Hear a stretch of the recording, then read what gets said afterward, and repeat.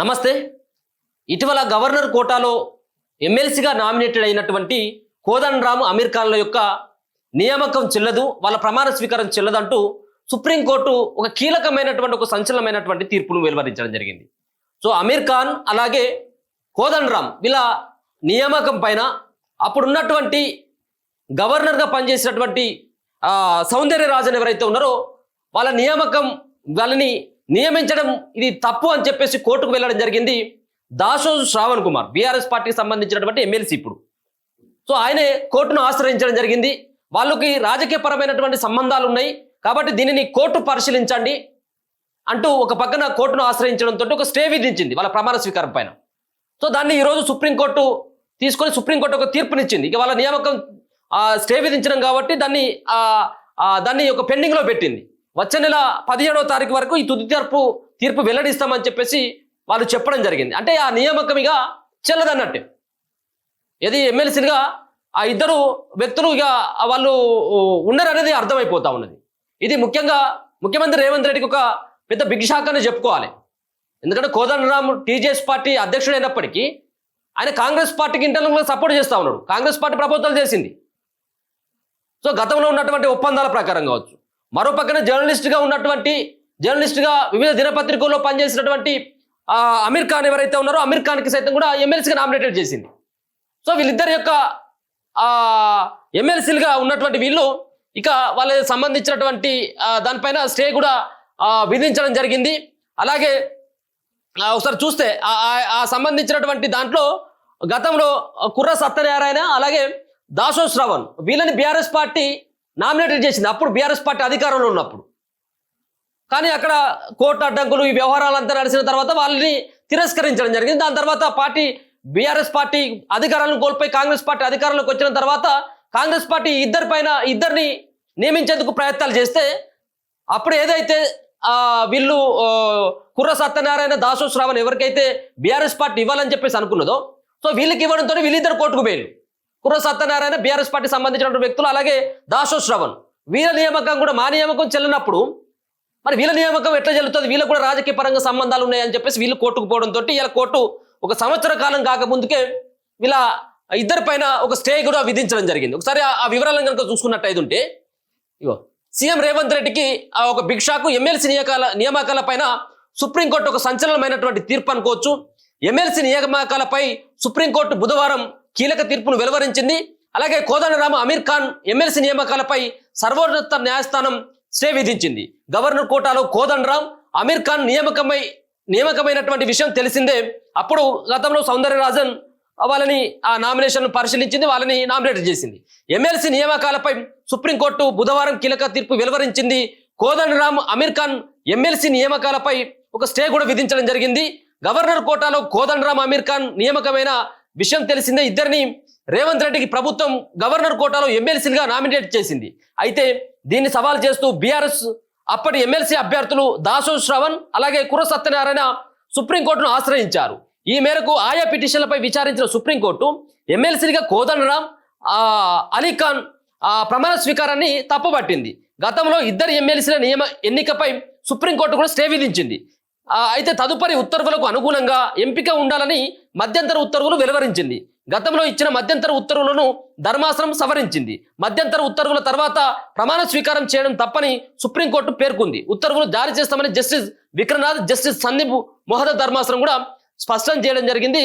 వీళ్ళకి సంబంధించినటువంటి నియామకం పైన స్టే విధించడం జరిగింది. ఇది ఒక సంచలనమైనటువంటి తీర్పు. ఇప్పుడు ఉన్నటువంటి ప్రభుత్వానికి కానీ రానున్నటువంటి ప్రభుత్వాలకు సైతం కూడా ఇటువంటి నియామకాలు ఇది తప్పు అని చెప్పేసి వాళ్ళు కూడా భావించాల్సినటువంటి అవకాశం అయితే ఉంటుంది. సో దీనిపైనే స్పందించడానికి senior advocate high court advocate Sharath sir ఉన్నారు. ఒకసారి మాట్లాడేటువంటి ప్రయత్నం చేద్దాం. సార్ నమస్తే.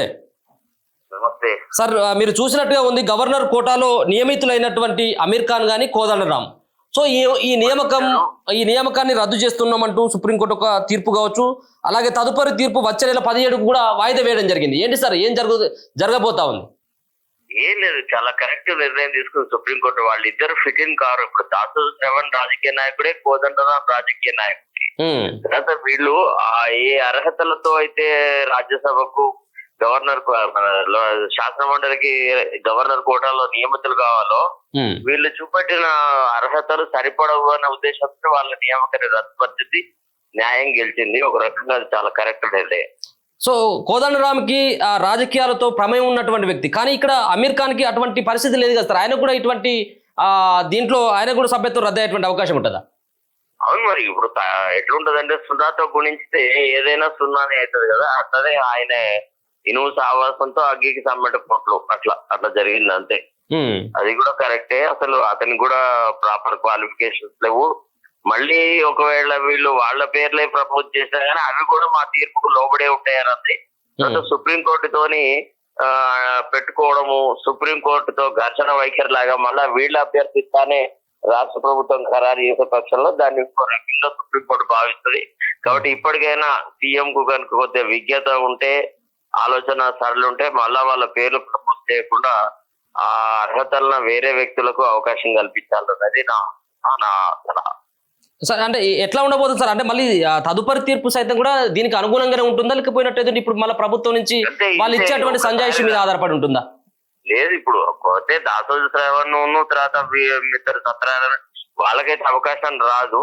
బట్ వీళ్ళ అభ్యర్థిత్వం తప్పు అనే విషయం మాత్రం నిర్ణయిస్తారు. తర్వాత భవిష్యత్తులో కూడా గవర్నర్ కోటాకు సిఫార్సులు చేసినప్పుడు గవర్నర్ ఏ రకమైన ప్రక్రియ ఎడాప్ట్ చేయాలి, ఎట్లా కన్సిడర్ చేయాలి, ఏం చేయాలనే విషయం మీద మార్గదర్శకాలు ఏర్పరిచే అవకాశం ఉంటుంది. సో గవర్నర్ నిర్ణయాన్ని సైతం కూడా కోర్టులు తప్పు పట్టేటువంటి అవకాశం ఉంటుందా సార్? ఇది ఉంటుంది. గవర్నర్ నియామకాలను ఎన్నో సార్లు రద్దుపరిచారు. ఇది అందులో వన్ ఆఫ్ ది. ఎందుకని సార్? అంటే ఈ ఒకటికి 2 సార్లు కూడా గవర్నర్ ఈ సంబంధించినటువంటి వీళ్ళు ప్రపోజల్ చేసినటువంటి పేర్లను పరిశీలించిన తర్వాత సో ఇటువంటి నిర్ణయాన్ని తీసుకోవడం వెనుక ఆంతర్యం ఏముండొచ్చు సార్? అంటే వాళ్ళకు కూడా గవర్నర్ కోటాలో ఎమ్మెల్సీలు అంటే రాజకీయాలతో ఎట్లాంటి సంబంధాలు ఉండకూడదు అన్నటువంటి భావన ఉంటుంది కదా సార్. ఒకసారి ఏంటంటే ఈ ఎలక్టెడ్ గవర్నమెంట్ లో ఒకసారి ప్రభుత్వంలోకి వచ్చిన తర్వాత మేము ఎట్లా చేసినా నడుస్తుంది, మా చర్యలను కోర్టు సమర్థిస్తుంది అనేటువంటి ఒక దురహంకారంతో, ఒక గర్వంతో ప్రవర్తిస్తున్నారు. సుప్రీంకోర్టు న్యాయ సూత్రాలకు అనుకూలంగానే మీ చర్యలు ఉండాలి, మీరు చేసే చర్యల యొక్క న్యాయ సమీక్ష చేసే అధికారం మాకుంది అని వాళ్ళ నియామకాలను చట్టానికి లోబడి లేవని. సో ఈ తీర్పు రానున్నటువంటి రోజులలో ఇది రాజకీయ నాయకులకు ఒక చెంపపెట్టుగానే భావించవచ్చు సార్. ఇటువంటి నిర్ణయాలను ఇంకోసారి తీసుకోకూడదు అంటూ చెంపపెట్టు, ప్రభుత్వానికి చెంపపెట్టు, ఒక రకంగా ముఖ్యమంత్రికి చెంపపెట్టు. ఎందుకంటే కోదండరామ్ అనే చెంచాగాడికి ఎమ్మెల్సీకి తీసుకుపోవడం అతని వల్ల ఏం ప్రయోజనం కూడా లేదు. ఎన్నడూ ఇటీవలి కాలంలో కూడా ఎమ్మెల్సీ అయిన తర్వాత కేవలం ప్రభుత్వానికి అండగా నిలబడ్డాడు తప్ప అతను ఏ ప్రజా సమస్యల మీద మాట్లాడిన సందర్భం కూడా లేదు. కాబట్టి అది కరెక్ట్ నిర్ణయమే జరిగింది. సో రేవంత్ రెడ్డి ఒక్కరే కాదు, గతంలో బీఆర్ఎస్ పార్టీ నుంచి కూడా కుర్ర సత్యనారాయణ అలాగే దాసోజు శ్రావణ్ సైతం కూడా వీళ్ళు కూడా రాజకీయ పరమైనటువంటి సంబంధాలు ఉన్నటువంటి వ్యక్తి. వీళ్ళు కూడా కేసీఆర్ ప్రపోజల్ చేసింది సార్ అప్పుడు. అవును, కరెక్టేనండి. ఇప్పుడు అది తప్పే ఇది తప్పే. ఇప్పుడు రేపు రాబోయే తీర్పులో వాళ్ళు ఏం చెప్తారో చూస్తే గానీ మనకు అర్థం కాదు. కాబట్టి ఇప్పుడే భవిష్యత్తు గురించి మాట్లాడడం కరెక్ట్ కాదు. ఇప్పుడు ఆల్రెడీ చేసిన నియామకాలు తప్పు అన్న విషయం సుప్రీంకోర్టు తెలిసింది. అంతవరకు మాత్రమే మనం వ్యాఖ్యానించడం సబబు. Okay sir, thank you so much sir, thank you.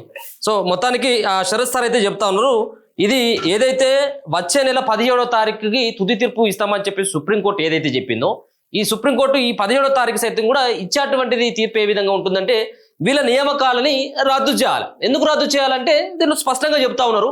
ఖచ్చితంగా వీళ్ళకి రాజకీయ పరంగా రాజకీయ ప్రమేయం ఉన్నటువంటి వ్యక్తులు కాబట్టి మరి గవర్నర్ కోటాలో అటువంటి వాళ్ళకి అవకాశం ఉండదు. సో ఇప్పుడు ఉన్నటువంటి పరిస్థితుల నేపథ్యంలో వాళ్ళనే ఆ పార్టీకి అంటగాగుతున్నటువంటి వ్యక్తులని ఆయా పార్టీలు గవర్నర్ కోటాలో కూడా నామినేటెడ్ పదవులు ఇచ్చేస్తా ఉన్నాయి. సో ఇది సబబైనటువంటి వ్యవహారం కాదు. ఇది ఇప్పటికైనా రాజకీయ పార్టీలు మార్చుకోవాలి.